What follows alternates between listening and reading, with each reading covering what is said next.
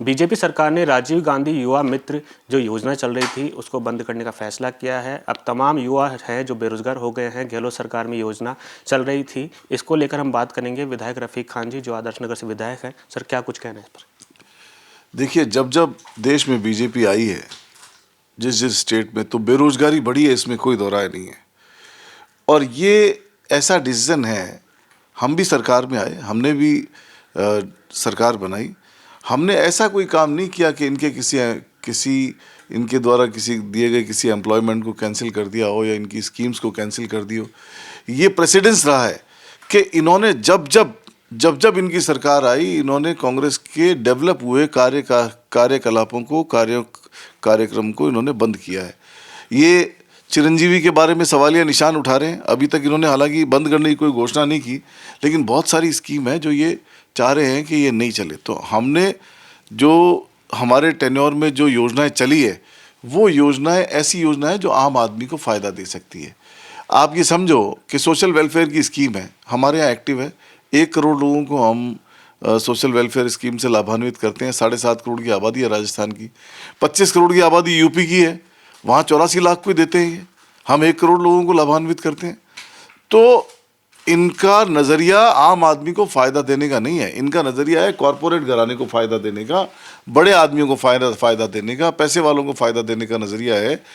अब जिस तरीके से ये राजीव गांधी मित्र के बारे में घोषणा कर रहे हैं, इनको ये चाहिए कि जो भी काम पॉजिटिव रूप में इनको करना चाहिए वो करें, लेकिन रोजगार दिए हुए यंग आदमियों को बेरोजगार कर देवें एकदम से और उनको नौकरी से हटा देना कोई समझदारी वाला डिसीजन नहीं है। सिर्फ इसलिए इस वजह से कि वो राजीव गांधी मित्र के नाम से भर्ती किए गए।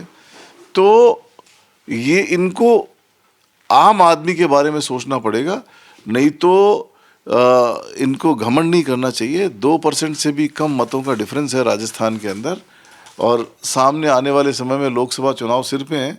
अगर इस तरीके की हरकतें करेंगे तो जनता लोकसभा में जवाब दे देगी। किसी भी इशू को लेकर के, धार्मिक कारणों को लेके आप एक बार वोट ले सकते हो, काठ की हांडी बार बार नहीं चढ़ती है।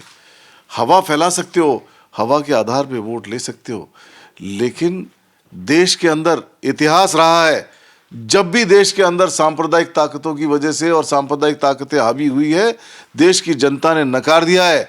1 बार 2 बार ये कर सकते हैं, लेकिन लंबी नहीं चलेगी।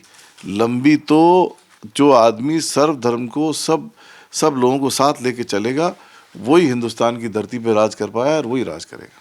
सर, विधानसभा में फ्लोर मैनेजमेंट में अगर आपकी जिम्मेदारी आ गई है, विपक्ष के तौर पर आप नेता हैं, तो किस तरीके से देखते हैं फ्लोर मैनेजमेंट रहेगा आपका भी, उसमें भी मुख्य भूमिका निभाएंगे? कुछ उसको लेकर क्या कुछ कहना है? जनता ने हमें विपक्ष का मैंडेट दिया है और विपक्ष की भूमिका निभाएंगे, विपक्ष में आवाज़ उठाएंगे।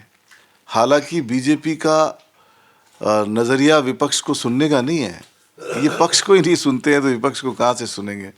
इनके यहाँ खुद के लीडर्स की सुनवाई नहीं होती है।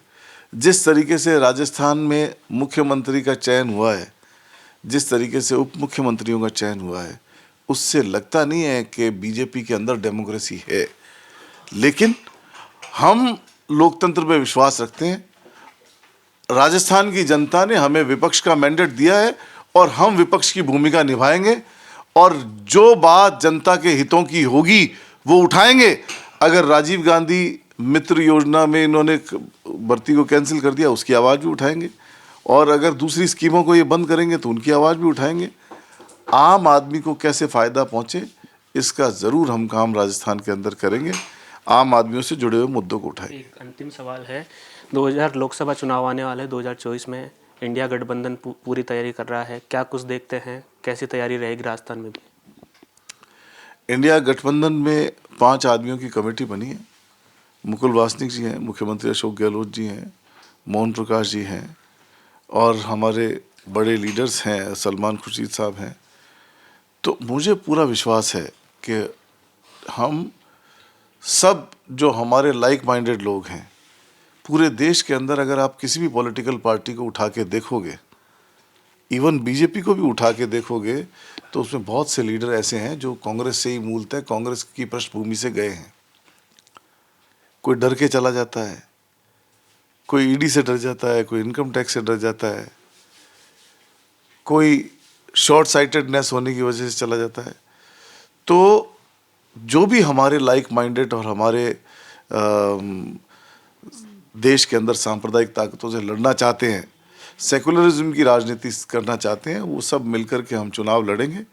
और मुझे पूरा विश्वास है कि हम इस बार इंडिया का ही होगा।